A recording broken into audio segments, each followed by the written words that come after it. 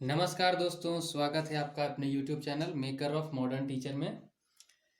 आज हम अपने झारखंड डीएलएड की कक्षा को आगे बढ़ाते हुए नवोदित भारतीय समाज में शिक्षा और शिक्षक के इकाई 1 के अंतर्गत दो और इम्पोर्टेंट सवाल को पढ़ेंगे। पिछली कक्षा में हमने इसके पहले सवाल को पढ़ा था कि शिक्षा का अर्थ, प्रकृति, उद्देश्य व स्वरूप व कार्य के बारे में। आज हम जानेंगे दो सवालों के बारे में, शिक्षा के औपचारिक, अनौपचारिक व अनौपचारिक साधनों का वर्णन, इनके मध्य अंतर, क्या विशेषताएं होती हैं, और दूसरा सवाल है, तीसरा इम्पोर्टेंट, कि व्यक्ति तथा समाज के विकास में शिक्षा की क्या भूमिका होती है। ये 3 सवाल यदि आपने अच्छे से कंप्लीट कर लिए तो इकाई 1 पूरी तरह से कंप्लीट हो जाएगा। तो चलिए हम देर न करते हुए स्टार्ट करते हैं दूसरे सवाल को, शिक्षा के औपचारिक, अनौपचारिक तथा अनौपचारिक साधन को।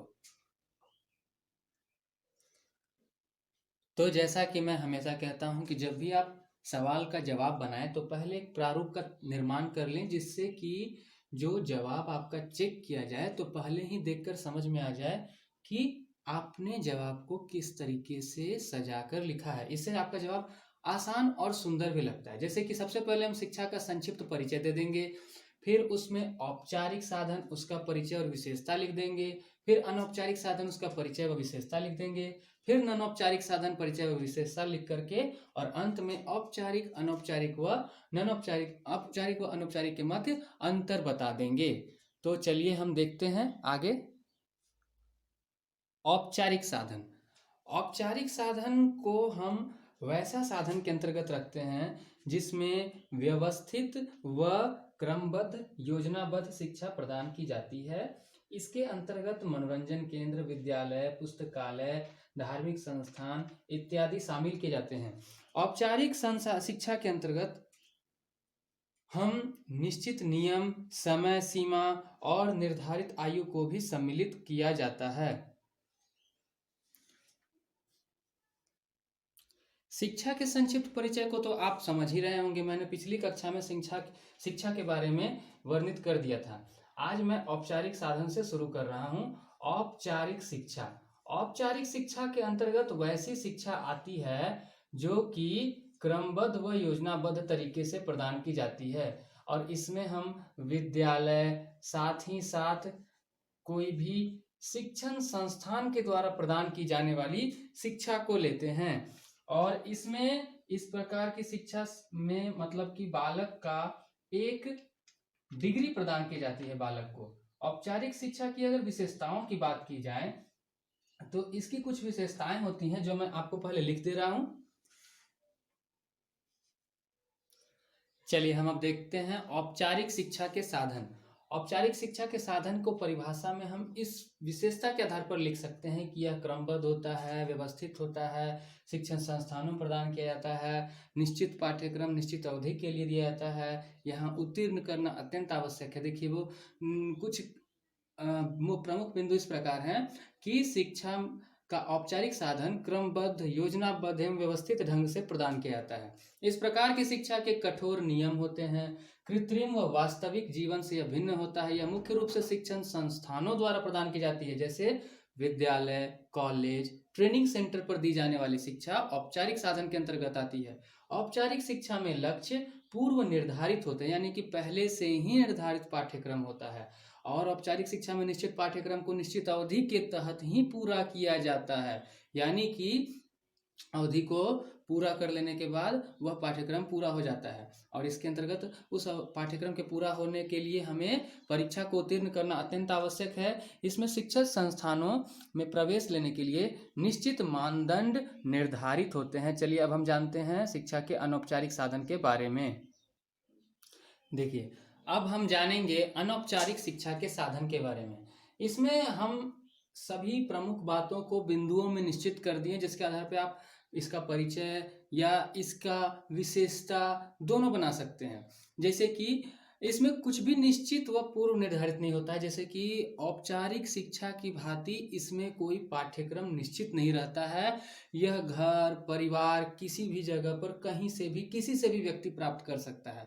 औपचारिक शिक्षा सरल, स्वाभाविक और वास्तविक जीवन से संबंधित होती है और यह व्यक्ति को कहीं भी किसी से भी प्राप्त हो जाती है। इसमें किसी भी प्रकार का मूल्यांकन नहीं होता है, यानी कि इसके अंतर्गत कोई परीक्षा नहीं होती है, कोई कोर्स पूरा नहीं करना होता है और यह जन्म से लेकर मृत्यु तक चलती रहती है। यह व्यक्ति के सर्वांगीण विकास में सहायक होती है। इसी वजह से प्रमुख प्रयोजनवादी जॉन ड्यूवी ने औपचारिक शिक्षा की अपेक्षा अनौपचारिक शिक्षा को अत्यधिक महत्वपूर्ण माना है। राष्ट्रीय पाठ्यचर्या रूपरेखा 2005 एनसीएफ 2005 के कथन को भी यदि आप पढ़िएगा तो हर एनसीईआरटी की किताब के पहले पन्ने में लिखा रहेगा कि विद्यार्थी के स्कूल के जीवन से उसको विद्यार्थी के बाहर के जीवन से जोड़ना शिक्षा का मुख्य उद्देश्य है। चलिए हम अब जानेंगे अनौपचारिक शिक्षा के साधनों के बारे में। अंत में हम देखते हैं अनौपचारिक शिक्षा के साधन। इसकी एक परिभाषा मैंने आपको लिख दी है कि HSS लॉरेंस के अनुसार अनौपचारिक शिक्षा व्यवस्था औपचारिक शिक्षा की प्रतियोगी नहीं बल्कि पूरक है। यानी कि वैसे समाज के वैसे लोग जिन लोगों ने किसी भी कारणवश अपनी औपचारिक शिक्षा को पूरा नहीं किया है तो वे अनौपचारिक माध्यम से अपनी शिक्षा को पूरा कर पाते हैं।